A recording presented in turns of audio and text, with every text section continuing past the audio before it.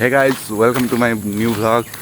आज हामीहरू सुट्टा खान जाँदै थियौँ अनि जाँदा हेरेको त माटो नि बाटो पनि पानी आइदिएछ।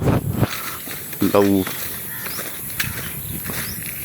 यो हाम्रो गाउँको नजारा रहेछ गाइस, कस्तो छ भने भन्नु होला। गाइस पानी त ठिकै छ, पानीमा नि माछा छन्।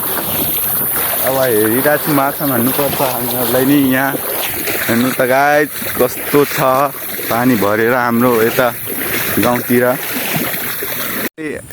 पानी हामी काटिसकेछौँ। पानी त धेरै थियो, उनीहरूलाई पनि माछा पनि थियो गाइस। अनि गाइस हामी यता आएको चुरोट खाना। अनि यहाँको नजारा आज बिहानै पानी परेको थियो। अनि यता पनि नजारा हेर्नुहुन्छ भने खतरा छ भ्यू।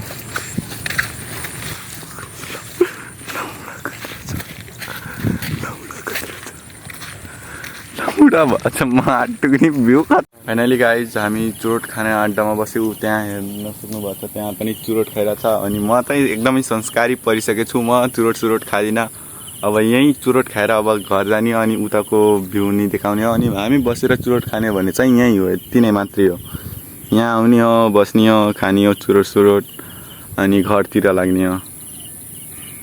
हामी चुरोट खाएर अब घरतिर लागिरहेछौँ। अनि यताको भ्यू जाँदाखेरिको नि भ्यू हेर्नुहुन्छ भने हेराइदिन्छु म। छ र हेराउनमा